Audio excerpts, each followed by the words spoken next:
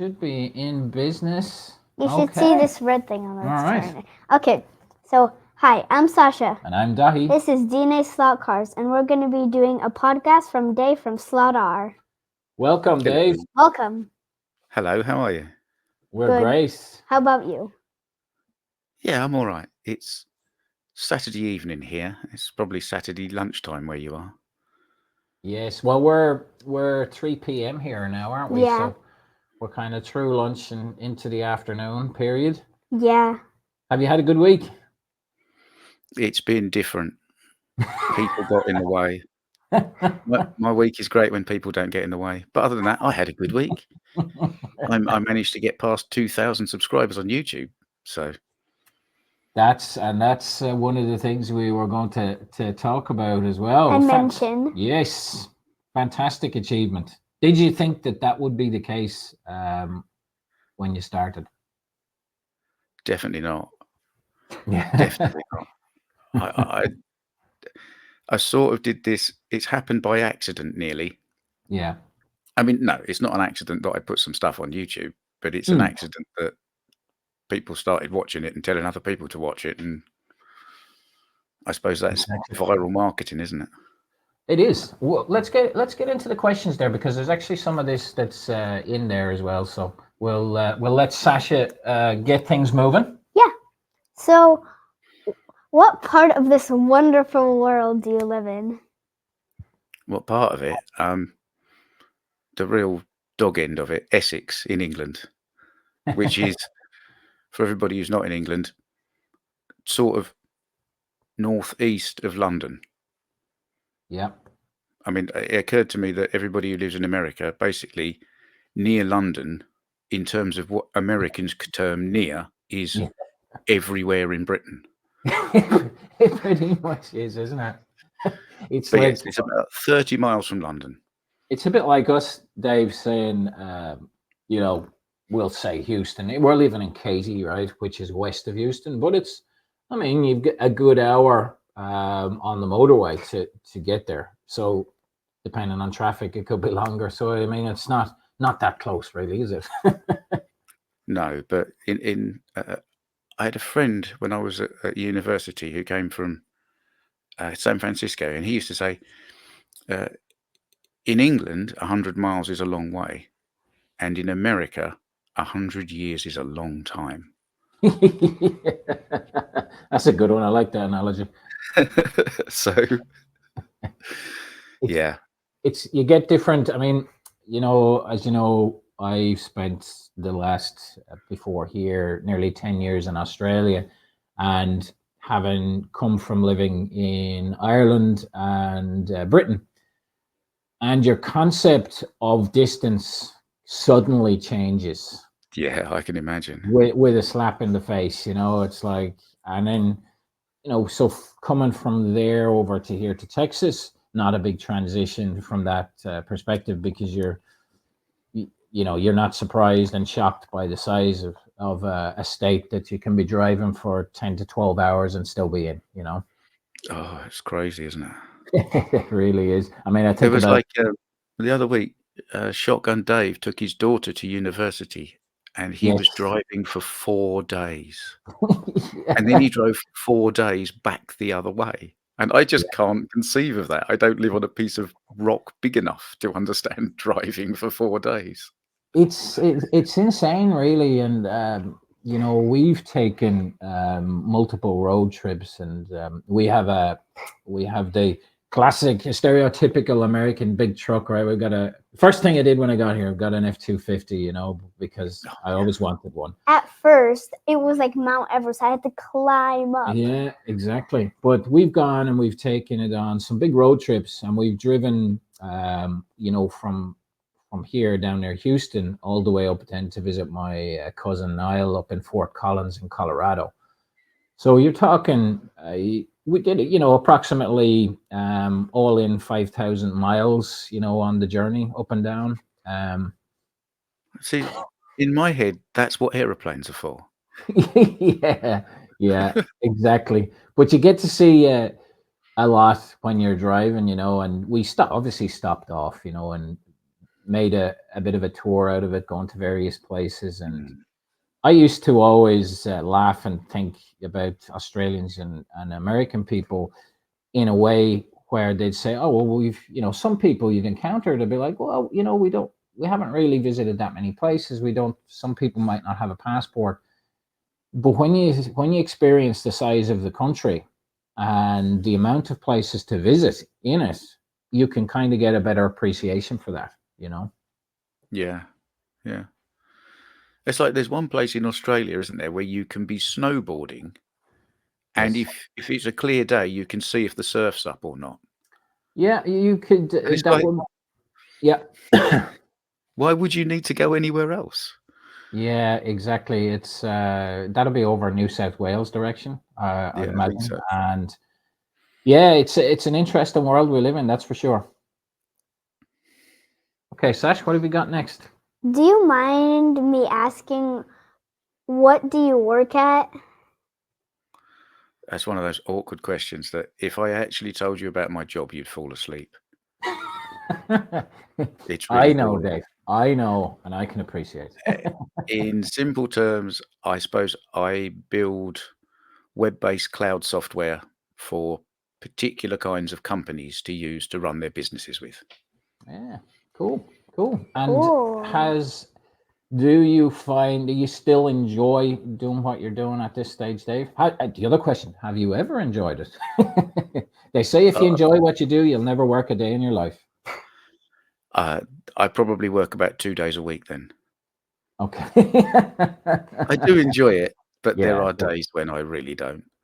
Like anything, there's pressure, isn't there? Deadlines, stuff like that. Yeah, definitely. But I guess the benefit of being in that technology space, Dave, is you always can fall back on, turn it on, and turn it back off, and turn it back on again, because that Yeah, fixes everything. it actually does surprisingly fix quite a lot. It really does. It's like the other day we've got what gigabit fiber here, and yourself every so often you're like, "Oh, this is too slow." You get used to the speeds. It's too slow. All right, I'll just reboot the modem. Yeah, It can solve everything, and it does. that's it. It's funny. That's not the solution to everything in life. Okay, Sat? No. Me and Dave don't want to guide you along the wrong path, but it does fix a lot of things. Yeah, that's true. Okay, how did But you get remember, into slot cars, and how old were you when you first saw a slot car? oh, see, I'm not quite sure what Christmas it was and how old I was, but I would probably have been about 10, Okay. possibly. And I got an Aurora AFX set for Christmas, That's which was, interesting, Dave, because I yeah, was 99.9% sure that you were going to say scale electric coming from where you no. are. Interesting. At the time, there was Scale Electric and there was AFX as well. The two were quite, in my memory of childhood, the Yeah. two were sort of, you saw adverts for both on the telly, Yeah. you know. And I think, if you had a big house, you had Scale Electric, and if you had a small Yeah. house, you had AFX. Yeah. Um, What set was it, and Dave? it was one Travis managed to get hold of one recently. It was like a 24-hour sort of Le Mans endurance one. Cool. It had I know the one. it had the sort of 917K-ish white and green car, Yeah. and I can't remember what the other one was, but it was blue. Had a number 2 on the back. Yeah. Okay. I think I recall because I don't But know if you the saw our box video the recently, box but itself had a yellow and a red car on the front of the box, but it wasn't a okay. yellow and a red car inside. Right. Interesting. And I had that for a while, and then I bought a couple more cars. Mm-hmm. I mean, at the time, I suppose I can't remember, but let's assume a car was about £8 or something like that. Mm-hmm. And then AFX went bust, and a company that sort of had all of I don't know whether it was their own warehouse or wherever it was, but it was up in Northampton somewhere. And the toy shop that was the big toy shop in Northampton at the time bought all their bankrupt stock. Yeah. My uncle lived in Northampton and walked past Right. the toy shop every day on his way to work. And one day just sort of rang my mum up and said, I've bought loads of this stuff. Cool. I paid £20. I hope you don't mind. But it was really all very cheap. And then when it turned up, it was like about a cubic meter box full of Wow. track and cars and just all sorts of stuff, because it had all gone bankrupt. They were selling it off, Yeah. and even when cars were £8, I think they were 50p each. You know, so Wow. he bought me a dozen cars, and then the track was like 10p a section or something. So I had loads and loads of it. And did you build was it sort of you were running it on, you would assemble it as you were using it and then pack it down Yeah, again? it never stayed up permanently. Yeah. But, you know, it'd come home from school on a Friday and it would get put up and it would go Yeah. down again Sunday night, and in between whiles everybody would step over it on the front room floor. Yeah, yeah. Well, it's similar to me, my brother. You know, it was started off with Scale Electric, a gift from my uncles. You know, one of the 60 sets, which was pretty cool. But then we got the AFX set, and I think I was about 9 maybe at the time when we got that. And Santa Claus, not sure if you saw that video, but Santa Claus managed to find that exact set for me. Oh, And that was nice of him. yeah, well, see, can you reach that there? I'll just show Dave quickly. I think Travis actually, or Ian and Doug had got one of these. So that was this one, Dave. And I had the computer control.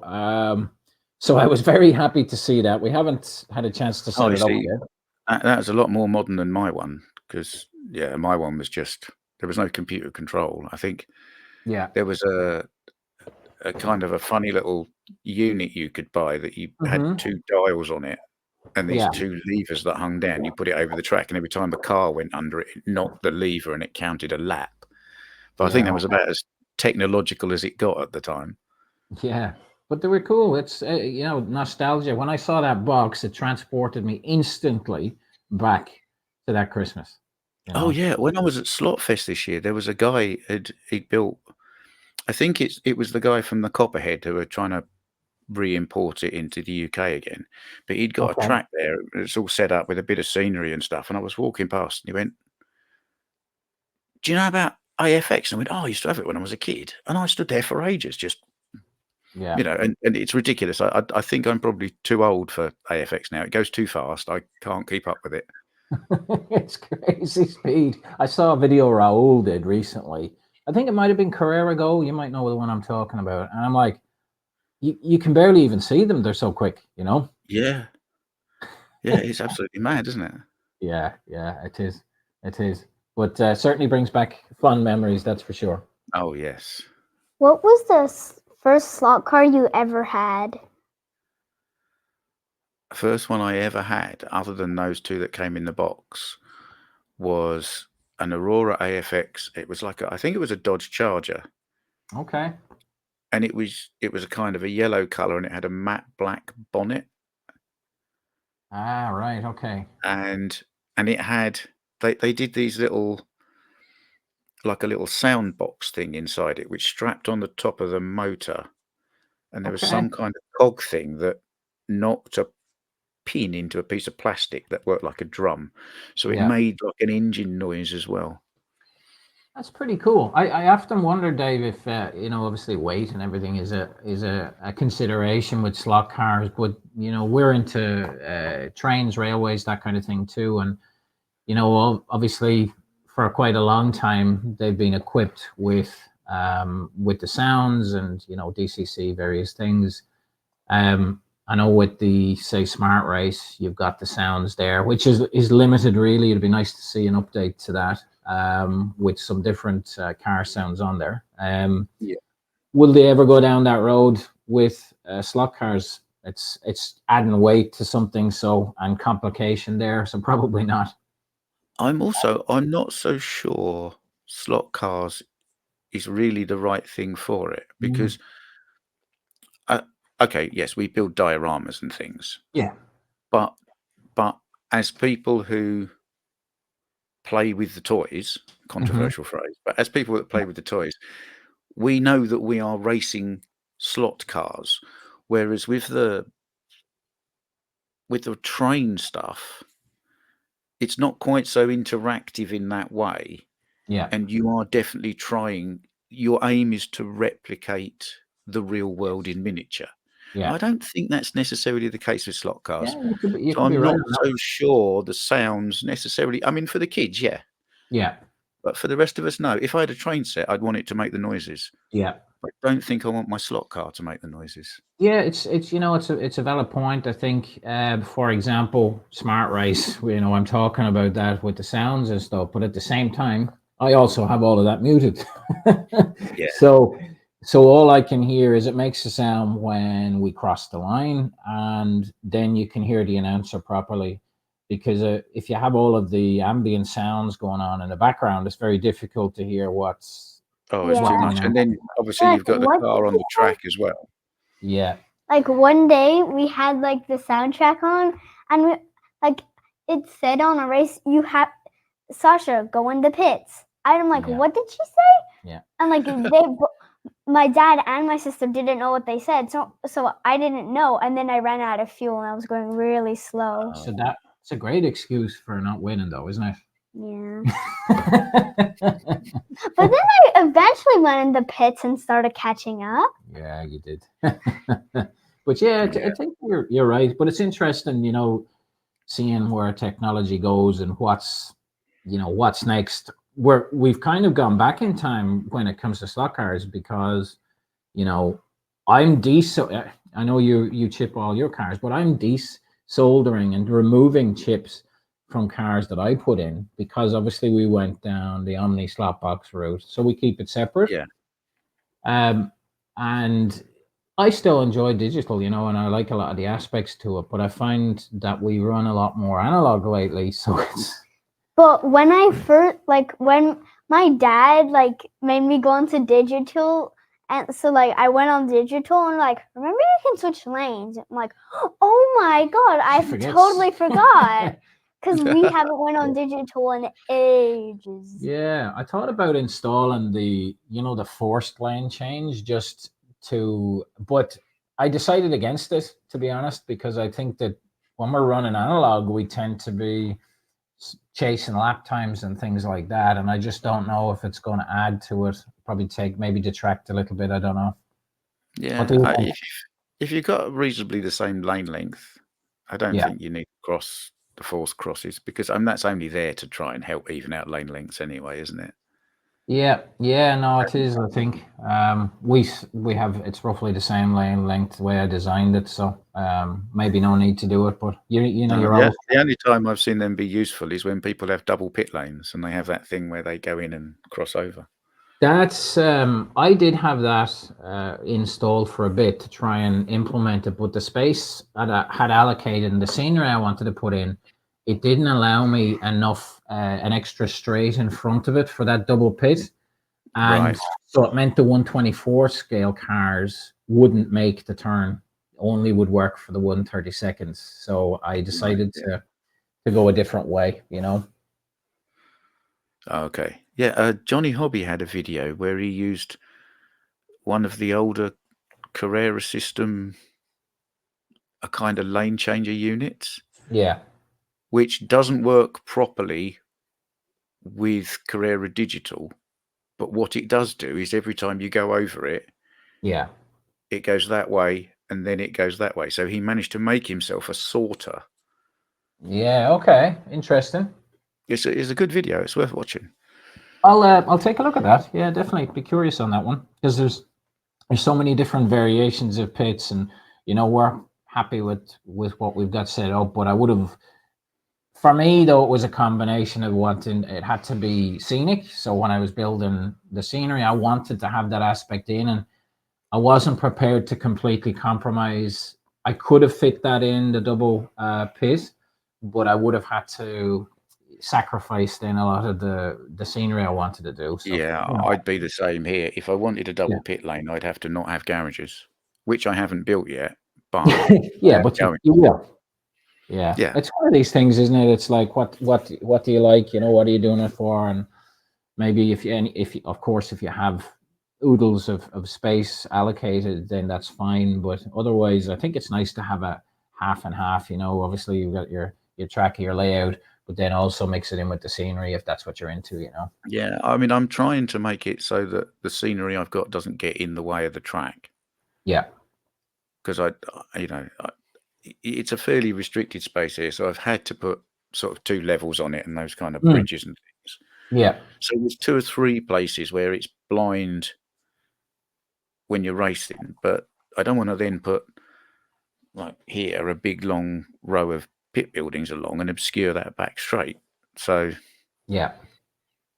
I've kind of got I've got about 8 magnetic racing pit buildings. I built a standard one there, Yeah. but Cool. I've got a, it's too tall. So when Yeah. you're standing up and you look down, I need to sort of chop the back off it, put like a Yeah. pitched roof on the back of it so that your line of sight goes over the top. And then I can build a row of them. It's That's the definitely. plan. So consider when we were looking at, and I built 99.9% of our track and stuff like that. But then I got the pit buildings. I got the guys to do them, you know, because I hadn't seen much videos of stuff arriving like that. But I had to really look long and hard and then select the pits. I wanted that historic sort of look. I went for the Rhymes look eventually, but some of the ones I wanted to go with, they were just too tall, and I didn't want to obscure certain aspects because I had to keep Sasha in mind too. It would have been a great way for me to get an advantage, you know, by putting really tall pit buildings in. You wouldn't be able to see the other side, huh? I'll be like, well, can I get my steps, please? Yeah. She's not allowed to have steps, Dave. I don't want to give her any more of an advantage than she already has, you know. That's cruel, isn't it? It is. It is. I mean, I have the opposite problem with my garages because obviously I'm trying to do more of a urban theme here. Yeah.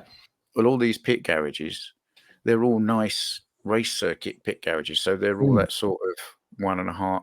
I kind of need to chop them all down so they look a bit more like a domestic garage door. Yes, I get you. So I'm kind of after, our American friends probably wouldn't understand this.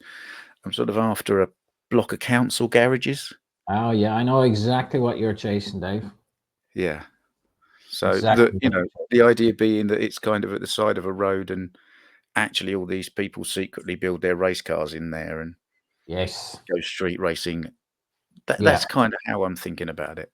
Yeah, that'd be So cool. I don't want some lovely plush F1 style pit garage. I need it to be a bit more cramped, and so I've got to chop the backs off them, and then I've got to chop them down and narrow them up as well. So yeah, that's why I've been putting that build off for quite a long time. Yeah, cool. Well, it'll be something to look forward to. I'll be looking forward to that progress. It is on the list now for sure. So, how did you get the idea to start your SlotR channel, and how long have you been doing it? So I used to do a music podcast on Mixcloud, and then it used to be good because you could do it and you could upload it, and you could play, copyrighted music, and their license allowed you to do that, and so you could produce a music program and upload it. And then they suddenly decided they wanted to charge everybody so many pounds a month to do it. And their platform, it's not like YouTube. It doesn't promote you out. You have to put it on there and tell everybody about it. Okay. So I thought, this is a bit of a, I kind of enjoy doing this, but I'm not going to pay to do it so that somebody else can make money off advert. That seemed a bit odd. Yeah. So I sort of gave it up, and I sort of got this going, and I was sort of looking for a bit of a creative outlet. And I thought, I've been watching some YouTube stuff for a while for slot cars, and I thought, well, I'll put a couple of videos up and see how it goes, and if I like doing it, I'll keep doing it. And then I sort of accidentally discovered I also like making videos. Who knew? Who knew? Yeah, I didn't. Yeah. Congratulations on reaching 2K subscribers. What's your Woohoo! next goal? Oh, I think the next goal is, what, 250,000 views will be the next one, I think. I think just coming up to 200,000 at the moment. That's You should great. probably just wait till 250,000 and then say, "Yay, look at this." But so that's my next YouTube goal, I think. Is it going to be a what's in the box for that? Probably not. Well, I No. mean, there'll be a what's in the box anyway, because there often is.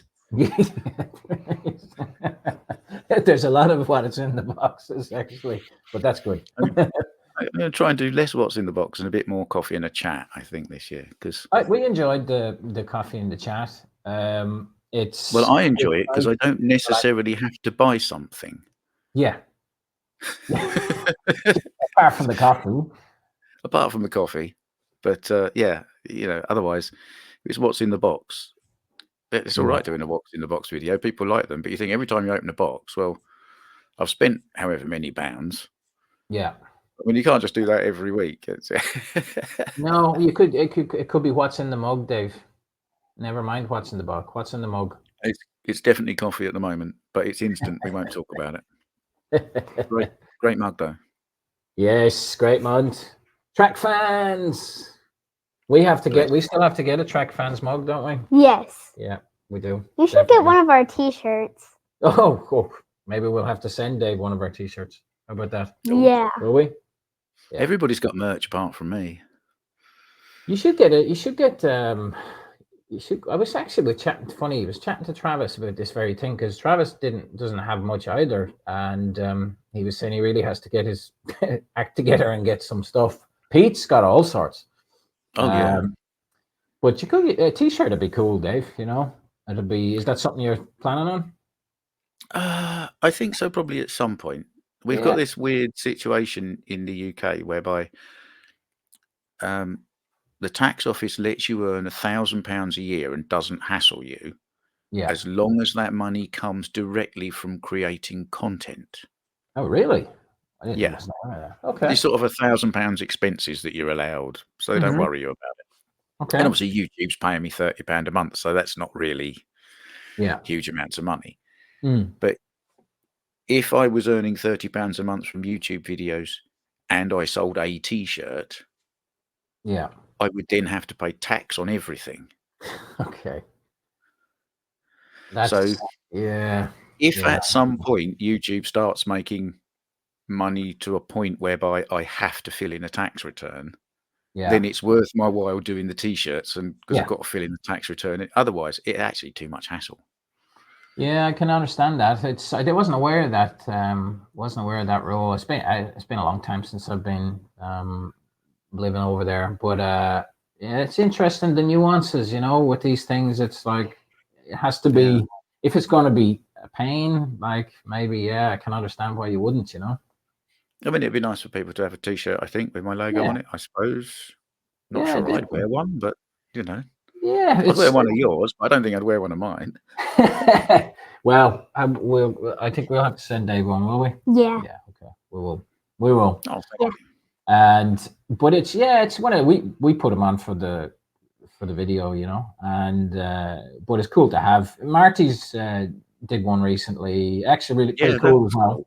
Yeah, we need to look at getting one of them as well, don't we? It's there's such a long list. I'm finding it a challenge lately to keep up with watching the stuff that I would have normally watched, because you know you follow various channels but there's a lot of actual. There's a lot of people who used to do one video a week that are now doing 2 videos a week. Yeah. And I don't have twice as much time as I used to. That's the thing, you know. It's we were trying to do you know, if we did put out 2 videos, it would be something along these lines and maybe a review, you know, or an unboxing, something. But then it got a bit crazy over Christmas, and we were had like so much stuff that we hadn't done, and I'm like, do I really want to be in a situation where I'm backed up and under pressure to do reviews, you know, because that's not what it's about. It's still a hobby, not a job. You must remember that. Exactly. And that's If you think you're getting backed up with, and this is for everybody, if you think you're getting backed up with YouTube and and it's almost getting in the way, well, just don't do it for a week. Give yourself a break. yeah. Don't do it for 2 weeks. Doesn't matter. That's what we did over Christmas. It was just, you know, we were obviously, you were doing your the coffee advent, and we were doing which was great fun. We had good fun doing that, you know. But It was great fun. I don't, if I ever have the idea to do 25 videos in 25 days again, stop me. At the end of it, it was good fun, and I was like, was it just a sense of relief then that it was like, oh, we don't have to do one tomorrow? Yeah. Once you got to number 20, it was like, oh yeah, there's only a few left. It was like it was this again. There was a bit when it got around about 13 or 14, I was like, oh, I sort of went into a bit of a lull. And it was like, no, the motivation's got, the novelty's worn off. Can I keep this going? And then it came back again. It was all right. Yeah, same thing happened with us, because it was, you know, especially when I would have to get Sasha to do it maybe in the morning, you know, and before school and stuff, which is fine. But then I realized very quickly as well, which we have this issue where if Sasha's in something by herself, automatically then it's restricted and set as viewing for kids, and people can't comment, and it kind of takes away the Right. purpose. So we- that's when we Yeah. started like doing videos. Yeah, so then together. I got roped into doing those with her, you know, and that was Well, it was fair enough, because Sasha did have the tough job of trying to make whatever it was, you know, yeah. NSR Like the Moser fit exact- to the tune of the 12 Days of Christmas. And that was not very easy to do. She had some interesting ones, didn't you? Do you Oh. remember the KTM one? Oh. That was a long one, wasn't it? Oh, I still remember one. Which A one? Carrera BMW M460th anniversary. Yeah, there you go. Amazing. Yeah, no, it was fun, but it did. It was very challenging. That's where we ended up then with stuff that we were supposed to do, and we were backed up. And I'm like, okay, let's just do that, have fun doing that, but nothing else, you know. And we had a couple of things recorded, but it was nice actually just having a little bit of a break as well, and then you kind of come back renewed. You know what I mean? Like take a break, do another one. Take a Yeah. break, do another one. Yeah, exactly. Yeah. Well, sometimes I'll rack 2 or 3 videos up in a row so I can give myself a couple of weeks off. Yeah, good idea. We did that before we went on the last road trip. We went up to the Smoky Mountains in Tennessee. Our friends have a cabin up there, which was awesome. And we recorded a number of videos, set them to go on, and then happy days, you know? Yeah. Yeah. Happy days. So, can you please tell us about your layout, how you built it, and can you share with us what are your plans to upgrade yours? Oh, right. So the layout fits in this shed, which I built in as much space as I've possibly got, which is Mhm. Is limited. it the one because- behind you? Yeah. So this shed is 8 feet deep, Mhm. because a foot the other side of that wall is my neighbour's fence. I can't go any further. And immediately the other side of, you know, just there is the wall. Do you ever think of going underground, Dave, into the next door neighbors? Yeah, well, I watched Colin Furr's YouTube channel, and it did give me some ideas.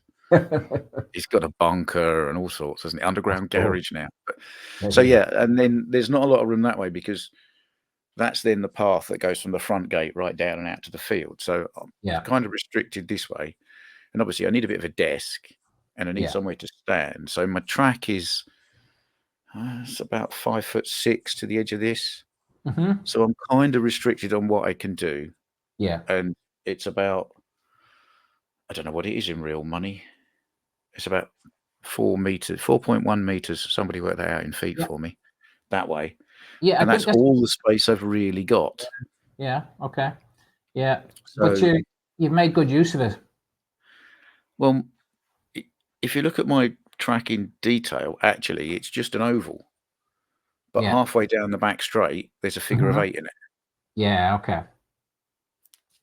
I I might get you to send me that. Actually, I might just pop it up on screen just to show. Yeah.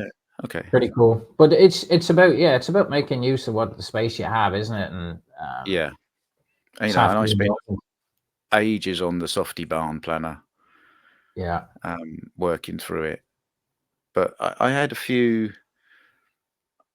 I really should do a kind of how the track evolved video. Yeah.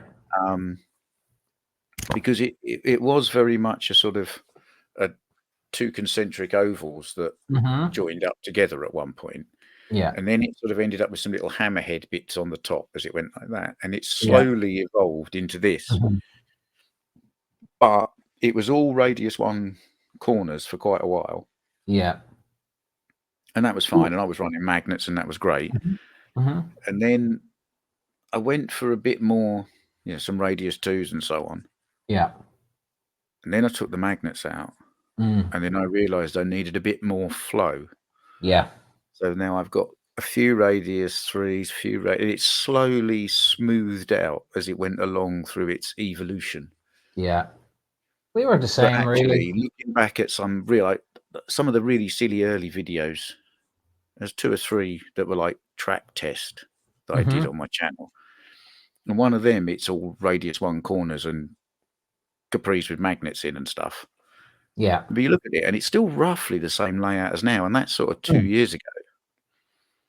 Yeah. It's funny how the track evolves. We actually ran various different things. We had it on the floor first, and which was painful. Yeah, the luxury of, when you've had a layout and you go back then to like testing something on the floor or whatever, and it's like, oh my god, how did I ever survive?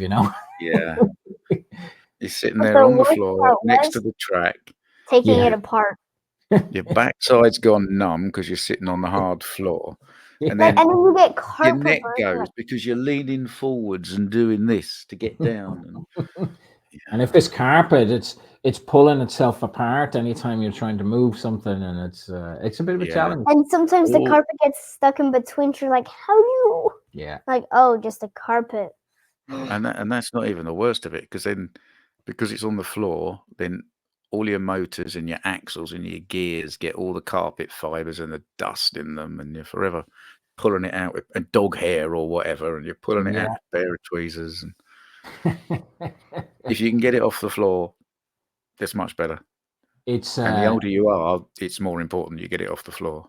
I think, agreed. It's life-changing getting it off the floor, I think, isn't it, though? For us anyway, the enjoyment level, and just the comfort, ease of use just made a huge difference, Yeah. Definitely. So a little birdie told me that you like the band Motorhead. What are your other favorite bands? Oh, well, there's Motorhead and then there's everything else, really. Other than that, I like a band called the Alabama 3. They're very good, by the way. Very good. Not to be confused with the American band Alabama, but no. The Alabama 3, excellent. Yeah. And the Levelers, I'm quite big on the Levelers. Cool. Yeah, good choices. Yeah. But other than that, I'm kind of an old school punk, really. Yeah. Yeah. Not a bad place to be, Dave. Not a bad place to be. Yeah. So we know you love a cheesy joke. If I tell you one, will you tell me one? Okay. All right. Okay. One day there was a mummy tomato, a daddy tomato, and a baby tomato. They were walking down the street. The baby tomato was like wandering around. He was left behind. So the mummy walked up and squish, ketchup.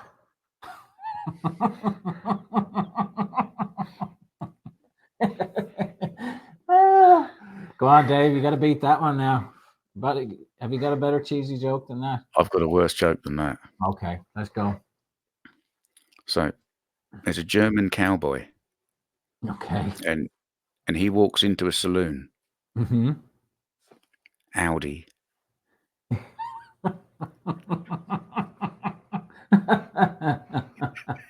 That's a good one.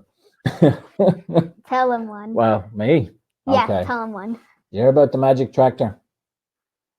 Go on. Drove down the road and turned into a field. There's 3 pure quality now, I think. Yeah. Are we going to cut that bit out? Yeah. Well, Yeah. cut. Cut. It's definitely staying in. Definitely staying in. Okay, Sash. What is your favorite slot car brand? And I think I might know that one. Oh, it's Scale Electric. No, it's not. No, it's definitely Revo Slot. I just like the fact that you can take them out of the box, put them on the track, and have a good time. You can tune them up after that and make them better. Yeah. But straight out of the box, on the track, and it works lovely. Yeah, that's true. You don't have to tinker with it. I mean, I get it. People like a slot hit and they like an NSR and they like to tinker about. Yeah. And that's great. Yeah. But I want to be able to put a decent lap in before I tinker about with it. Yeah. Half the fun is actually, I think, as you said, is running it. Okay, run what you brung, you know, whatever you're getting, and then you see what you can do. You know, maybe you might choose not to, but maybe you might then have a bit of fun playing around, see what improvements you can make. You know, maybe you don't improve it, maybe it gets worse, and then you go back to the old. You know, yes, Scale Electric Carrera cars, straight out of the box, they run pretty well with the magnets in and everything else. Yeah. But beyond that, there's not a lot, especially with the Scale Electric one, there's not a lot you can really do. No. To improve what's there. Yeah. You can true the tires up and you could maybe make a bit of body float, but it's not, you know, you can't adjust the axle height. You can't. Yeah. Whereas, so they're all right out of the box, but then that's kind of all you've got. And then if you go to the other end, some of these real enthusiast cars. Yeah. If somebody who'd gone from that made the jump to one of these enthusiast cars and just took it out of the box and put it on the track in the same way, they'd never go there again. No. Because, you know, I mean, most of them are assembled. They're not really, there's no attempt to set them up at all. And I think Revo Slot is nice because it's kind of halfway between the two. Yeah, I agree. And how do you enjoy I know I do personally, I enjoy taking out a Revo SlotR BRM right out of the box, and it just feels like you've got something a little bit special in your hand. You know what I mean? It's like I like the metal chassis, you know, I like the stamp of the model in the base of it. You know, it's just the nice detail, the bodies are quality, they look beautiful. You know, yes, it's a slot car, but it's very pretty to look at as well on the shelf. You know? I mean, I think the Revo Slot it's pretty to look at when you take the top off as well, because there's always that lovely anodized, whether it's green or purple or. It's beautiful. Part of the joy of getting a new Revo Slot is almost what color are the bits inside going to be. That's it. And one of the things I love about the BRMs inside is that you get that. It's like that anodized frame that's inside based on the top of the chassis, and it's various colors, and it as you said, it looks as pretty inside as outside almost. Yeah, but hard to beat that. Take one of these, and you know, if you're going to just sort of chop it out anyway, well, you might as well like etch a few bits onto it, and you know, why not? The piece of material's in the machine. It's a couple of seconds extra runtime. It's not the end of the world, just for a bit more detail, is it? Yeah. How do you feel on the packaging on? I'm just curious on Revos and BRMs, say for example, but you know, it's very different to any of the other stuff out there because you normally have your plastic box which you can view through. Do you find? I think it's relevant for now, isn't it? Yeah. I mean, you know, yes, you know, the traditional brands, you know, whenever it was 15, 20 years ago, when you walked into a shop and they were all there, they needed to be in a clear box that stacked so you could put them all on a shelf and you could look and pick one. Exactly. Well, when was the last time you walked just randomly into a hobby shop? And you don't. Yeah. You might go to somewhere, like Electric Dreams or wherever, that is a specific place. But other than that, you're buying them on the internet. Yeah. So you're looking at a picture of the car. Yeah. I don't need a clear box. Yeah. And the other problem is, how many clear boxes have you dropped and thrown away because it cracked? They're a nightmare at times, actually, and we have to go away from it because we have a lot of boxed cars like that, and we have them under the layout, set up in front. But the problem then goes when you try and get one out, and then it's timber. It's like bang, crack. It's very difficult. It's so in a way, I prefer. If I had a Revo slot in a box now here, in a Revo slot box, and I dropped it on the floor, I'd just pick it up again and there wouldn't be a problem because the box won't have shattered. And, and I think it must be the same for retailers. I mean, you imagine somebody, kind of got a warehouse full of slot cars and they drop a box, they're probably throwing half of them away. Yeah. Because if it lands on the corner, a third of the box is going to have smashed cases. And there's nothing wrong with the cars, but then you can't sell them. Seems a bit daft to me. Yeah. And I quite like the boxes as well. I like to look at them, and for me, it's just, again, that experience is a bit different, and it just feels a bit more special to me than just the norm. I think that's maybe what it is. You can still tell which box has got what in it because they put that little sticker on the corner so you can see it from all three sides. Yeah. Or then you get the, and I absolutely love these, but like that's super cool, It's got. I mean, they don't do that style anymore, obviously because it was. But it's just special. I mean, that one is just a shelf queen, but it's nice to have that open, and you've got the tag on the back and all that kind of stuff, and just adds to it, I think, doesn't it? Yeah, but I think I'm not being funny. If you're really a collector and you really want to display your cars, are you going to put it in a Scale Electric box on a shelf? No. Or a Carrera box? Or even a slotted box, really? Yeah. No, if you're that into it, you're going to have a proper display cabinet. Yeah. So this kind of clear plastic box thing, I think, is a bit of an outdated concept. Yeah. Controversial. But Sasha has a couple of glass cabinets in there, and she has Revos and BRMs in there. Yeah. Now we've got them dotted around the place at the moment, just because we're probably going to move our reviews into there because I got some rear lighting to solve a problem in there. But yeah, I like the Revos and the BRMs. If they're not out, they're generally in that, and you can look at them, and it's better than having them in boxes, and you have easy access to them as well. Whereas it takes half an hour to get the bottom car out. The Carrera ones where the screw on the bottom is like that long, and come on. And it's and inevitably you jam as many as you possibly can get in together, and you can barely lift the top one off.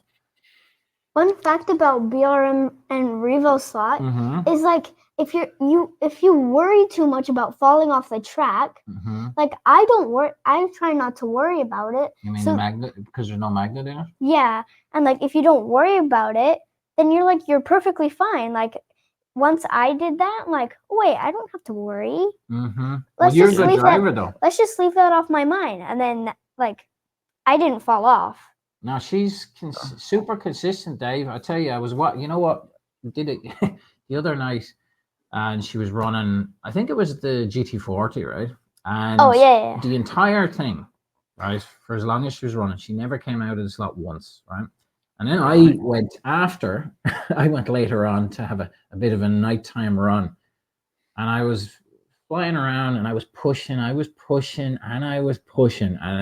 I came out of the slot, and I'm like, the trick is I'm doing it wrong.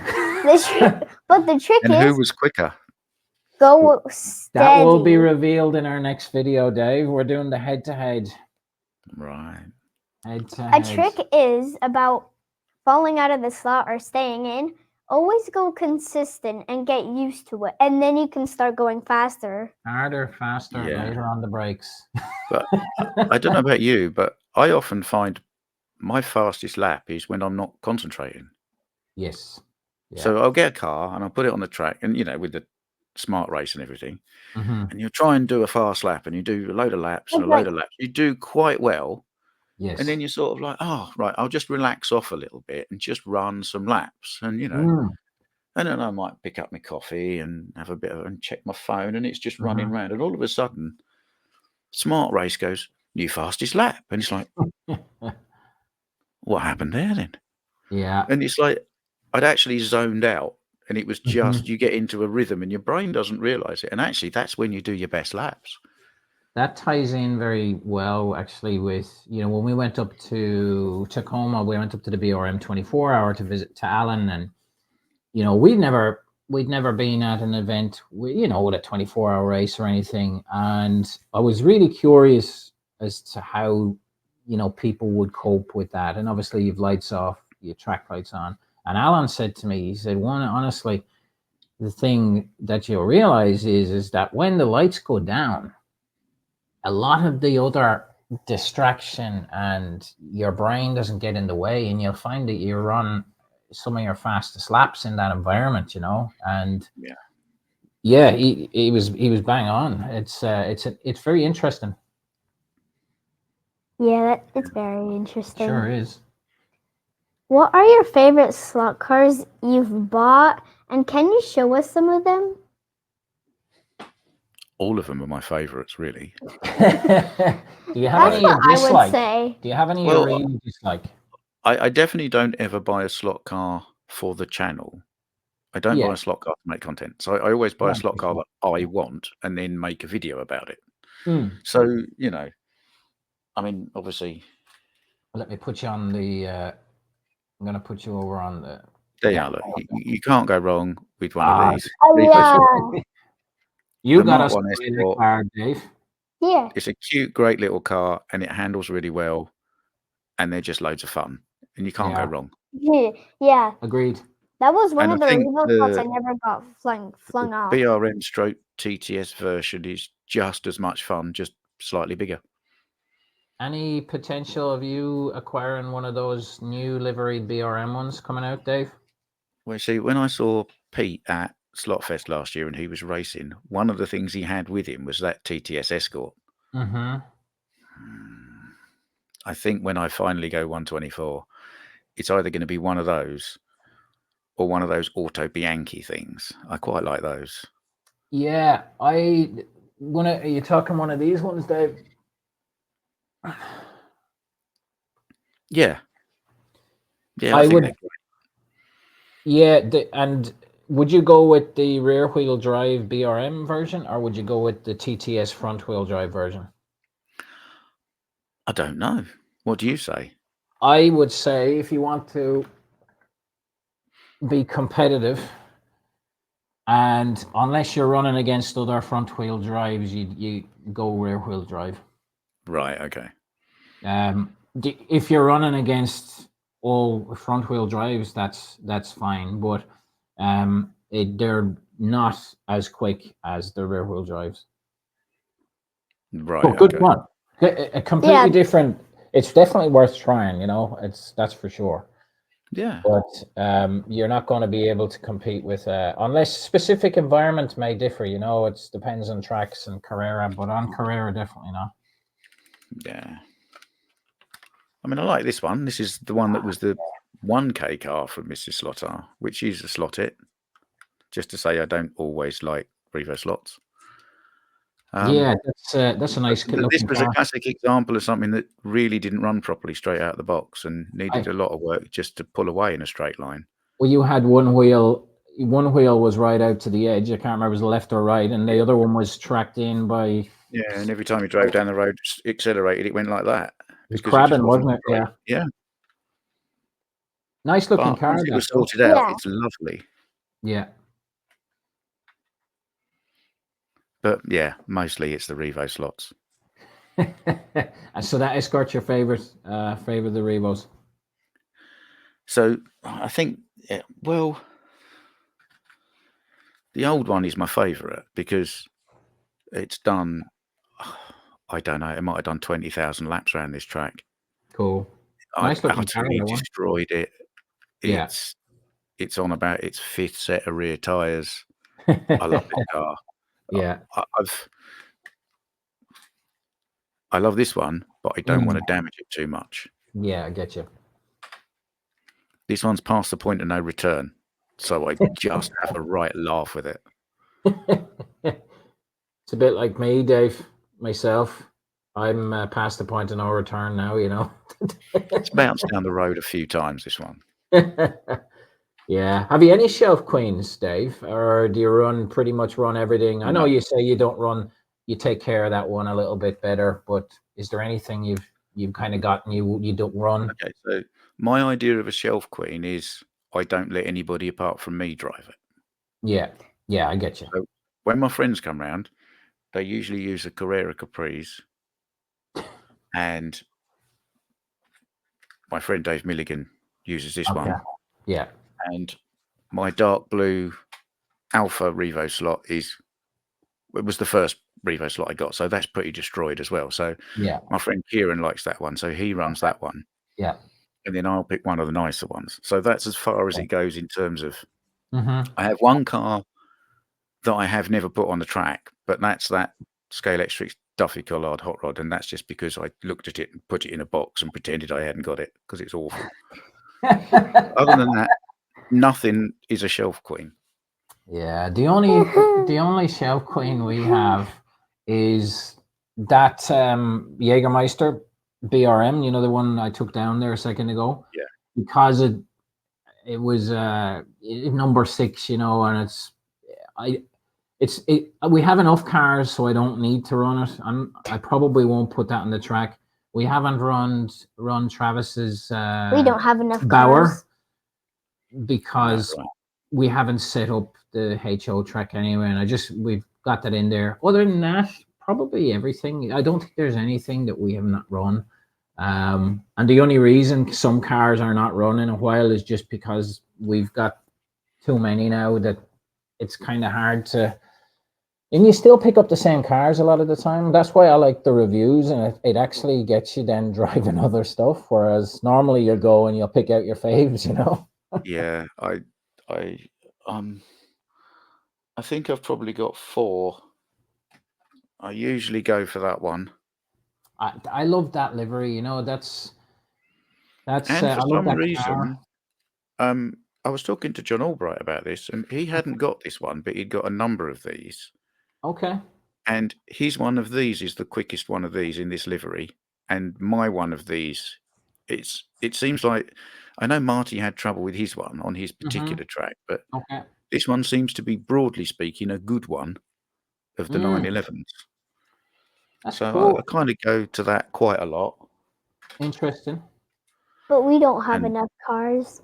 The Viper, I like the Viper. It handles differently. It's quite tail happy, but fun. Yeah. Great fun though. Yeah, tail happy is fun. They're controllable though. That's the thing when you do have. And then this thing is just a dream. Although I have lost a wheel center, it's on the track somewhere. Okay, they're a lovely car, those, aren't they? I always loved that shape, that whole design. You know. See, this for me, this goes outside my usual boundaries for a car because I do very much like. I like it to look like a road car, really, or be pretty predominantly road car based. Yeah. Whereas this was really a race car. It really was. And they kind of cobbled a few sort of lookalikey ones together to make us road versions, didn't they? But yes, this is the other side of road to race for me usually. But it was gorgeous, and I did like it. Beautiful car. The unfortunate thing of that is obviously. I think is that the one I have. I have one. Yeah, I've got actually, yeah, that's the one I have there. Yeah. They're a nice car, very nice. Our F40. So now I've got a problem because I've got 3 of these. Yeah. And I really like these. Yeah. But I'm probably going to have to let my friends drive them so that we can race them against each other. That's the challenge. Yeah. Have you got an F40, Dave? We found, I think, out of all our Revos, probably the one that's I would guess the biggest challenge is the F40, and I don't know what it was about that car, but apparently that's the word on the street is that that F40 is, it looks fantastic, but it's not as quick as some of the others. Right, okay. I did Um, notice, I think Pendle had a toe tip livery one yeah, still in um, stock, so I might grab one of them at some point. yeah, we got the red Momo livery one, but yeah, a lovely car. You know, wouldn't be without it, kind of thing. But just not quite as quick as some of the others. Not Oh, sure okay. why. Can you show us some of? Can you show us your favorite scratch build cars, and can you tell us about it? Scratch build. No, I haven't actually completely scratch built one, have I quite? I mean, Well, you're building one at the moment. That will do. One or one I of the did, others. I did Depending on assemble that one from a kit, which was a lovely yeah, journey of discovery for me because it was a load of firsts I hadn't done before. yeah, I remember that one. But really, this one, Yeah, look at the Dodge. It's cool, huh? Ooh. That's this is looking good. the car Looking that good. for some reason 132 slot cars didn't make. And I don't know why, because Don White is the most successful USAC driver in history, Yeah. and yet they'll make everybody else's car, but they don't make one of these. Nobody made one. They did a That's version with the Superbird with the wing on it and everything, but you know, it's quite a. He that's was quite a cool. famous man in his day, Yeah. quite a legend, and Mm. it struck me like it wouldn't actually, because it's not like, I mean, it says Dodge on it, Yeah. and it's got Goodyear tires on it, but other than that, it's not like a car where a manufacturer would have to go off and do 20 deals for different sponsorships or logos because there wasn't a No. lot on it. So I sort of don't know why they haven't done it, because I would have thought the rights argument would have been quite easy for them. Yeah. Yeah, it's we have a similar, it's not the same, but we have a black and yellow Evolution Carrera Charger in there. Actually, I haven't looked at that one in a while, but that's a nice looking car. Isn't it surprising? You're right. It's surprising of what they don't make sometimes, but I guess it's, you know, they're trying to figure out what's, you'd think they'd be trying to figure out, okay, maybe that's an easier car to make, to do deals on, but there'd be a market for it too. That's the thing.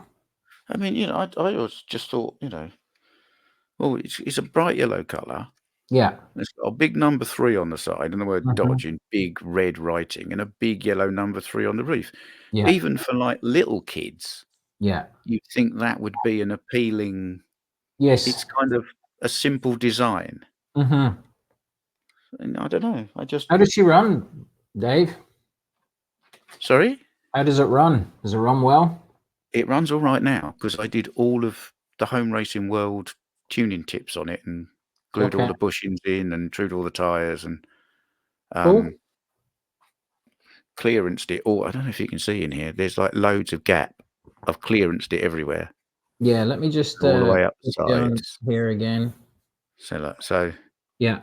see all the gaps in here. Yes. Where I've ground all the chassis back. Yeah. Gaps down the side. All the gaps around here. So you Getting a kind bit of of body float. you get a bit of body float, and that helps it no end. The bearings in these that they put in were kind of loose in the sockets, so you got quite a lot of noise and vibration.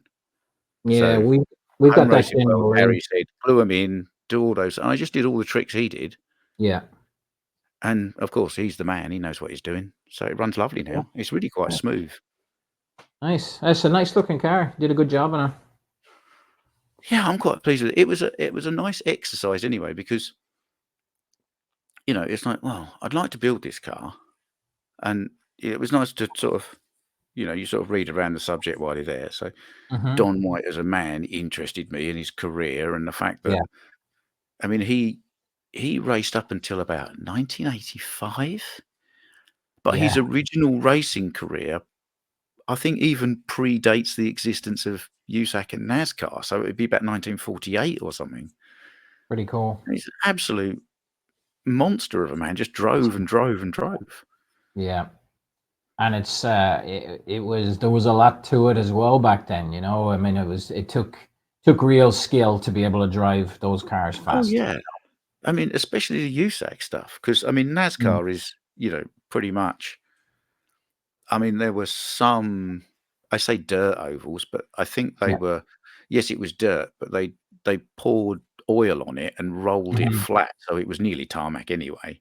Yeah. And other than that, they're all tarmac ovals. But the USAC series, I mean, they used to do road courses, they used to do proper street racing. Yeah. Then you had tarmac ovals, and then they had like the proper dirt speedway ovals. Yeah. And some years, the USAC Championship, Pikes Peak was one of the rounds. Yeah. That's pretty cool. So if you were going to be good at USAC racing, you couldn't just Mm. back going around in circles and turning left. You had to be able to do all of it. Yeah. Yeah. Pikes Peak's a challenging course. Yeah, especially in a car that is primarily designed to turn left. Yeah, this is true. This is true. We know you're a big VW fan. Can you tell us about your favorite VWs you've had? Oh, that goes on and on and on. That's a big long list. What's the I have best? got currently. I've got a late bay panel van, Mm-hmm. which I think was in the video that I did about this one. Yeah. Okay, this one Cool. is apart at the moment because I'm filing bits off the chassis to make it float.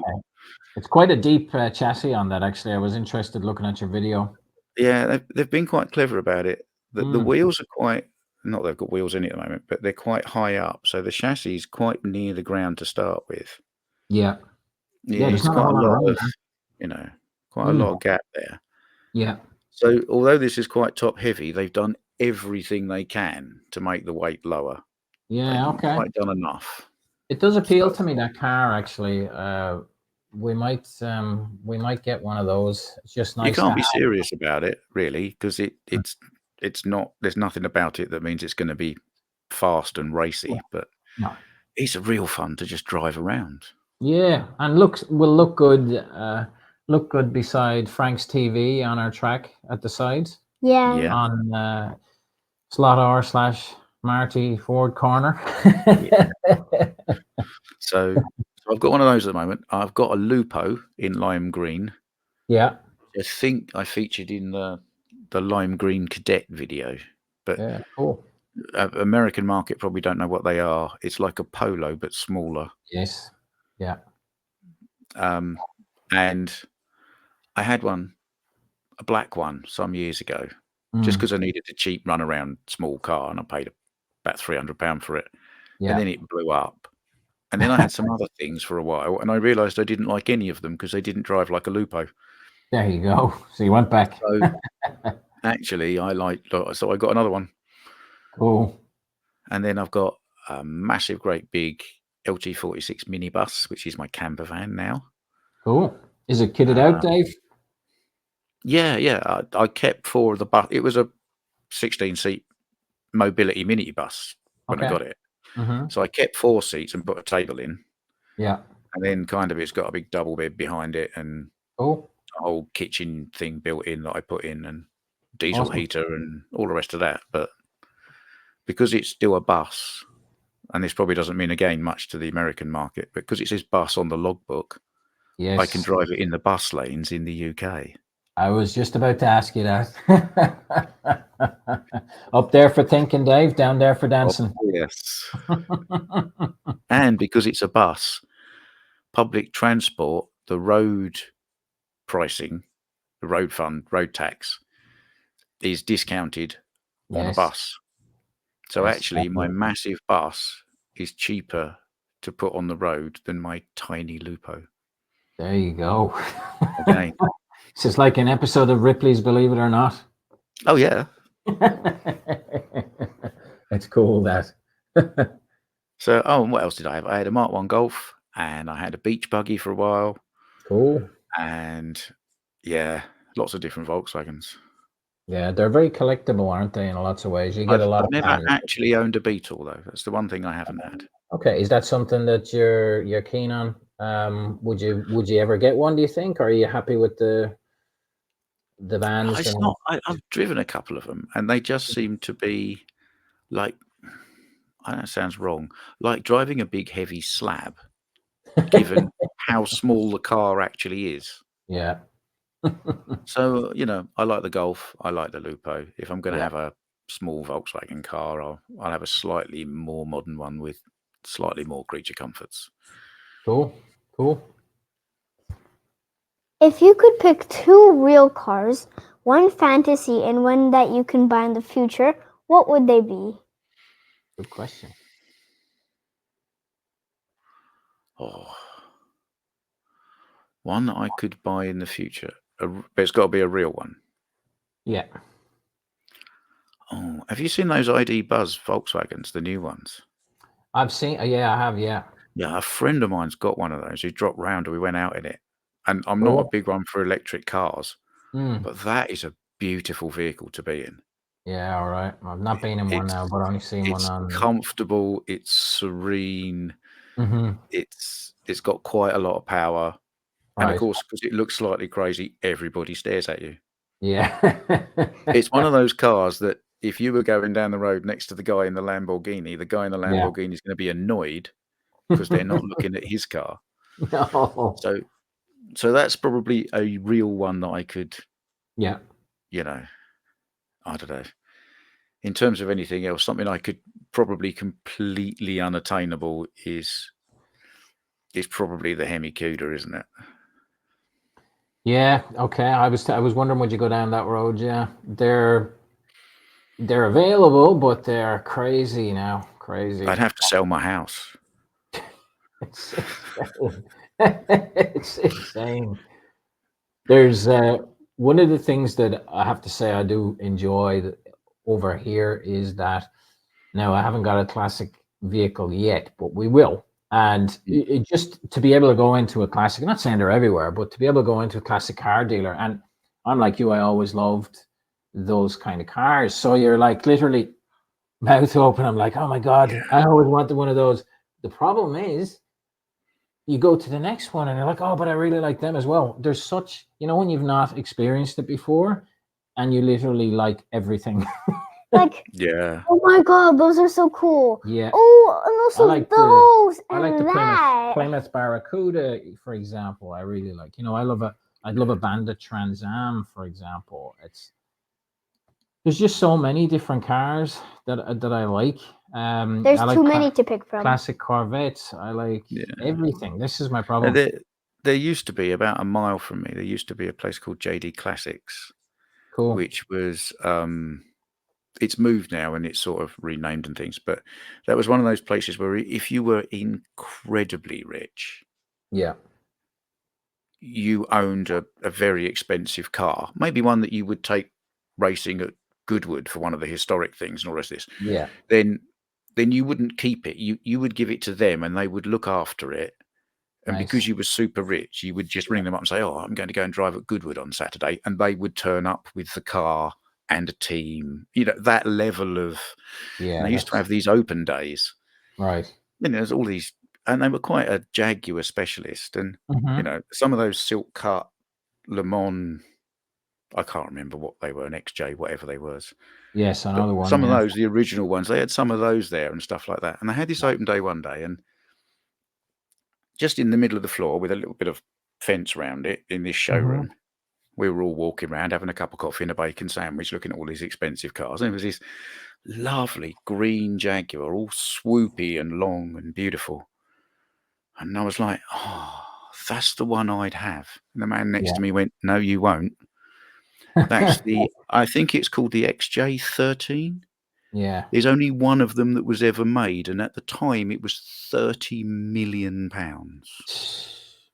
It's like, I better stand back with my cup of coffee then. It's crazy, isn't it? Don't get the car dirty. It's worth £30 million. Unbelievable. Like, what? I know. Yeah. It's insane, isn't it? Amount that some of these cars cost. It really. I mean, is. it was nice, but Yeah. I sort of looked at it and thought, for probably less than £30 million, I could get a man to make me one. You could, yes, you could. You Now could, I'm gonna do you could that. get a Thanks man for to telling make me you that. a lot of different things for that amount of money. Yes.